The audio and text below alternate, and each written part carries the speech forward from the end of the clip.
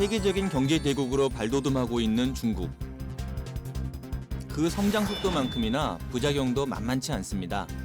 非常高发的这样一个恶性肿瘤，因为本身这个肺癌的，我们讲的是不能开刀的病。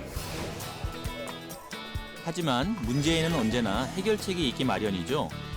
기관지를 씻어주는 따뜻한 차 한 잔을 삼시세끼 즐기고 폐를 강화시켜주는 동충하초로 건강을 지키고 있다는 중국인들.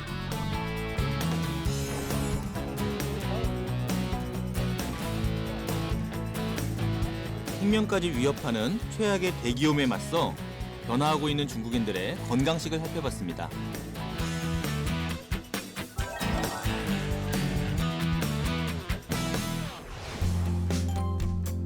우리에게도 익숙한 도시인 상하이는 베이징에 이어 중국에서 새롭게 떠오르고 있는 경제도시입니다. 중국 금융의 중심이란 말이 무색하지 않게 대형 은행들이 밀집한 이곳은 와이탄 지역인데요. 1.5km 남짓한 거리에 고층 빌딩은 물론 유명한 건축물들이 밀집해 있습니다. 관광객들은 모두 카메라를 꺼내기 바쁩니다. 중국 최대의 상업도시 상하이에 왔습니다. 도시가 발달하는 만큼 사람들은 스트레스를 많이 받고 이로 인한 질병에 시달리고 있다고 하는데요. 상하이 사람들이 건강을 지키기 위해서 최근 동충하초에 열광하고 있다고 합니다. 또한 상하이 사람들은 과거부터 차를 많이 마셔왔는데요. 상하이 사람들이 건강을 지키기 위한 노력, 오늘 알아보겠습니다. 와이탄에서 조금만 걸으면 붉은 건물들이 나타납니다. 1930년대 고풍스러운 건물들을 복원해 놓은 중국의 인사동 예원상장인데요. 거리를 걷는 것만으로 그 시대에 와 있는 듯한 기분이 들었습니다. 많은 건물들 중에서도 여유로운 정원 호수 한가운데 사람들의 시선을 끄는 곳이 있습니다.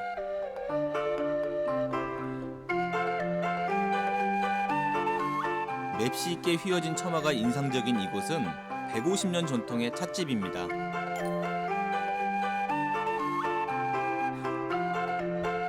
(1980년대에는) 영국의 여왕도 이곳에 와서 차를 마실 정도로 유명한 곳이랍니다. 평일인데도 빈자리가 보이지 않을 만큼 사람들로 꽉 차 있는데요. 특이한 것은 더운 날씨에 모두들 뜨거운 차를 마시고 있다는 겁니다. 어떤 차를 마시는 것인지 저도 한번 주문해 봤습니다. 야, 정말 꽃이 아름답게 폈는데요. 그냥 차를 마셔도 눈도 즐겁고 꽃향기도 아름답고 코도 즐겁고 그리고 이제 맛을 보겠습니다. 천천히 맛을 음미해 봤는데요. 약간 단맛이 나면서도 아주 부드러운 느낌이 납니다. 그러면서도 향기가 좋아서 정말 꽃밭에 와 있는 것 같은 착각을 들게 할 만큼 아주 향기롭습니다. 중국인들에게 차는 디저트라기보다 약에 가깝습니다. 차마다 제각기 다른 효능을 활용하기 위해서 뜨거운 차 마시기를 즐기는데요. 绿茶，像最减脂的可能就是普洱茶，所以说就是有不同的茶有不同的作用嘛。 특히 수시로 차를 마시는 습관은 호흡기 점막에 붙어있는 먼지를 씻어내는데 도움을 줍니다. 최근 중국 대도시 중심으로 미세먼지가 확산되는 것을 감안할 때 차 마시기는 매우 좋은 호흡기 질환 예방법입니다. PM 这个大于2.5啊，这个空气污染所造成的肺部的纤维化，还有一些慢性的肺部疾病，比如说慢性阻塞性肺病，这个是非常常见的，还有这个支气管哮喘，这些病是造成肺部的慢性的炎症，这个慢性炎症可以导致肺的结构的破坏。 중국에서는 매년 25만 명 이상이 미세먼지로 사망할 만큼 대기오염이 심각한 환경 문제로 떠올랐는데요. 그렇다 보니 차 시장 역시 급성장하고 있습니다. 상하이 최대 규모의 차 도매 시장. 중국의 모든 차가 이곳에 있다 해도 과언이 아닌데요. 이곳에서는 무려 400여 개가 넘는 매장에서 다양한 차를 팔고 있었습니다. 중국은 1인당 연평균 750g 이상의 차를 마시는 차 소비 대국으로도 유명한데요.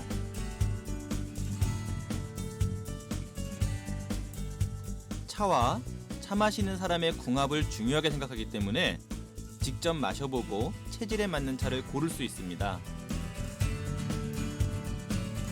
상인의 제안으로 저도 한번 마셔봤는데요.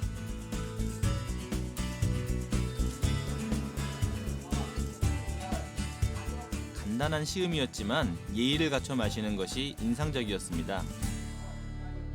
茶叶的话，主要是吃口吧。形状，首先形状的话，就是一定要匀称。对，然后的话，它的吃口一定要稍微就是说，入口不能太苦涩。口感。对，口感就回甘一定要好。 중국인의 건강 비법을 알기 위해 다음으로 도착한 곳은 최근 급속히 발전하고 있는 수저우입니다. 도시 전체에 운하가 거미줄처럼 얽혀있는 이곳은 중국의 베네치아라고도 불리는데요.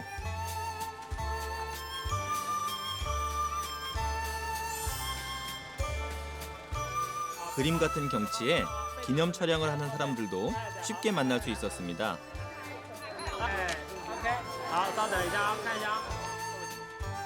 해가 지고 불이 켜지면 수저우의 거리는 상점들이 밝히는 등불로 또 다른 경치가 만들어집니다.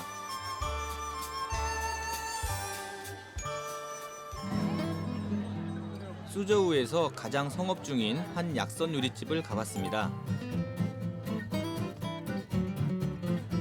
상하이에 차가 있다면 수저우 사람들은 어떤 음식으로 대기오염을 이겨내고 있을까요?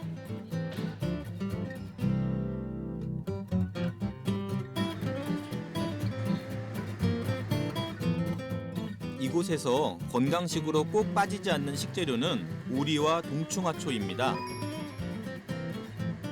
동충하초는 균이 벌레 속으로 들어가서 겨울 동안은 그 안에서 자라다가 여름이면 풀처럼 나온다 하여 이름이 붙여진 약초인데요. 오리와 궁합이 아주 좋다고 합니다. 鸭子有助于驱寒，冬虫夏草对身体各方面的滋补有很好的作用。它俩同补在炖制6小时，汤味鲜美。 충조 전합탕이라고 불리는 이 음식은 마오쩌둥과 덩샤오핑이 좋아했던 음식으로도 유명합니다. 오리 한 마리에 정향과 육개, 초두구 등의 약재와 동충하초를 넣고 푹 끓이면 되는데요. 기관지와 천식 치료에 탁월한 효과가 있습니다. 동충하초와 오리, 참 저도 처음 보는 요리입니다. 옛날부터 장수의 상징이라고 불렸다는 충조 전합탕. 동충하초가 들어있어서 그런지 기름기가 적고 국물이 담백해 보였습니다. 그 특유의 냄새 때문에 어떤 맛일지 궁금했는데요. 동충하초 오리는 면역력을 높게 해주고 또 함께 작용해서 우리가 감기를 예방하거나 이렇게 폐 기능을 좋게 하는데 상당히 도움을 줄 수 있다 이렇게 말씀드릴 수 있습니다. 녹용, 인삼과 함께 중국의 3대 약재 중 하나로 꼽히는 동충하초. 불로장생의 명약이라고도 불리며 진시 황제의 약초로 알려져 있는데요. 최근 대기 오염이 심화되면서 호흡기 계통을 치료하기 위한 약으로 많이 쓰이고 있습니다. 咳嗽，气喘，有的时候有点腰酸，是吧？对对对。然后呢，人呢就有点怕冷，是吧？我们中医讲是一个肺肾两虚。肺肾两虚呢，就是如果讲就是简单一点的来治疗的话，可以吃一点冬虫夏草，特别是这个夏天，哎，我们讲这个冬病夏治嘛。 동충하초는 예부터 그 효능을 인정받아온 한약재입니다. 의학서에서 동충하초를 최초로 언급한 것은 청나라 때 쓰여진 본초종신이라는 책이었는데요. 동충하초가 폐를 튼튼하게 하고 기침을 멈춘다고 기록되어 있습니다. 요즘과 같이 대기 오염이 심할 때 기관지 질환에도 좋지만 면역력을 증진시켜 감기 예방과 노화 방지에도 효과가 있다고 합니다. 아, 이 동충하초를 이제 여기서 처방받아서 가지고 가시는 거죠? 我拿回家我研着吃啊，吃治病啊。我这个病太多了，我都是肾脏病，肾脏也不好，血压也高，吃它很好的。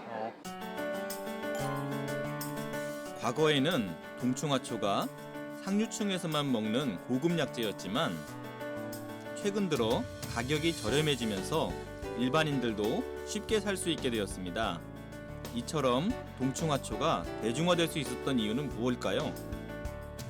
作为基底业，利用高科技呢，把它大量培植，工业化生产了以后呢，所以这个价格呢，可能只有野生虫草的1/3都不到。 건강기능식품으로 동충하초를 먹어야 하는 사람들에게는 반가운 일입니다. 我们的虫草胶囊呢，它可以提高我们老年人和我们的这个人体的一个免疫力啊，它可以快速的修复我们体力的一个机能。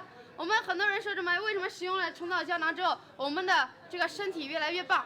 因为我们老年人是不是有这个肾部啊、肝脏机能都会下降？ 尤其是夜里的3点钟的时候，都会被这个如果肺部疾病不好的话啊，它会咳嗽。那么我们的虫草胶囊呢，使用之后你会发现，夜里3点呢，你的肺部是非常舒服的，它不会有咳嗽的现象。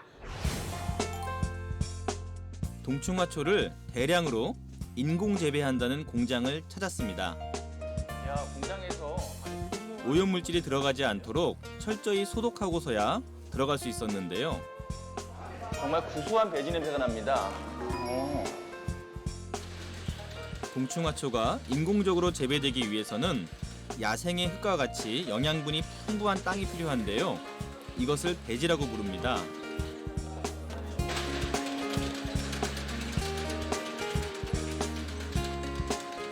여기에 종균을 뿌리면 동충하초는 배지의 영양분을 흡수하며 자라나게 되는데요. 배양실에서 자연과 유사한 환경을 만들어주는 것도 중요합니다. 아, 온도가 한 18도 정도 되네요. 아, 습도는 한 65% 정도. 아, 그렇군요. 예. 너무 강하지 않도록 빛도 쐬어주어야 합니다.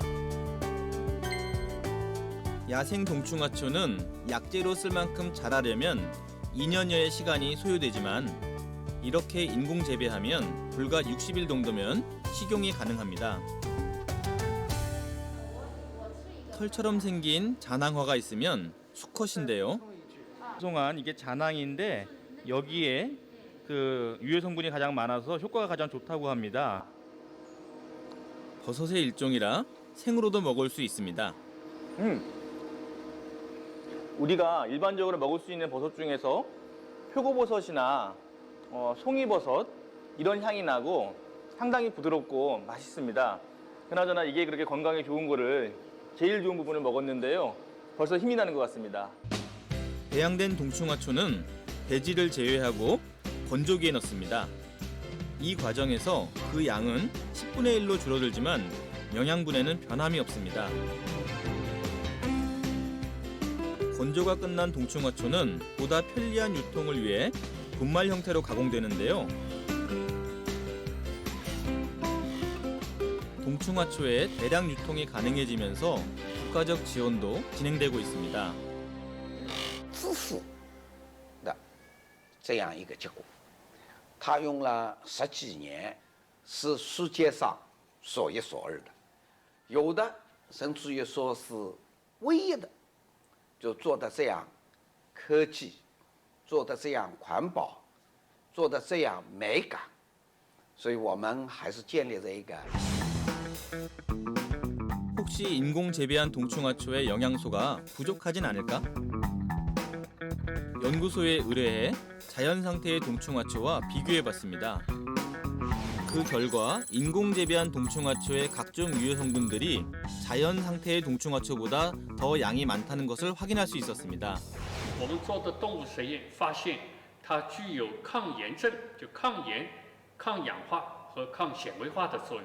所以这样呢，就我们发现了，从动物实验身上可以看到，这个有不仅仅是一个保健的作用，它确实可以对我们这些常见的慢性气道炎症性的疾病是有治疗的作用的。 인공 재배로 대량 생산된 동충하초는 중국의 서민들에게 저렴한 가격으로 보급됩니다.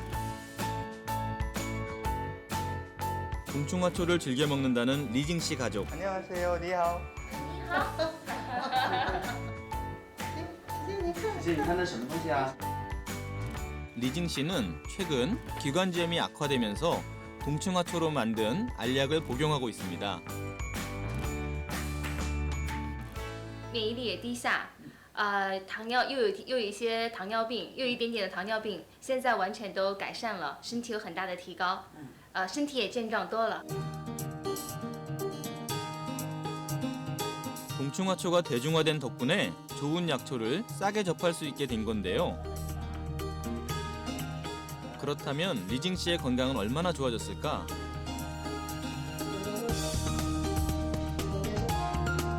당뇨병을 앓고 있었던 리징 씨의 혈당은 측정해본 결과 정상 혈당으로 나왔습니다. 我以前有那个病吧，我现在吃了冬虫夏草，身体很好的，状况也现在也还好了。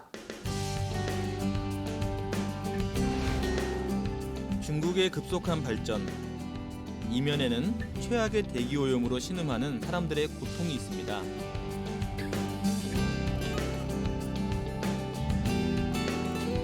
중국인들은 이렇게 안 좋은 상황에서도 그들만의 방법으로 건강을 지켜내고 있는데요. 전통적으로 사용되어 온 틱제로의 효능을 지혜롭게 이용하고 있는 상하이의 건강법이었습니다.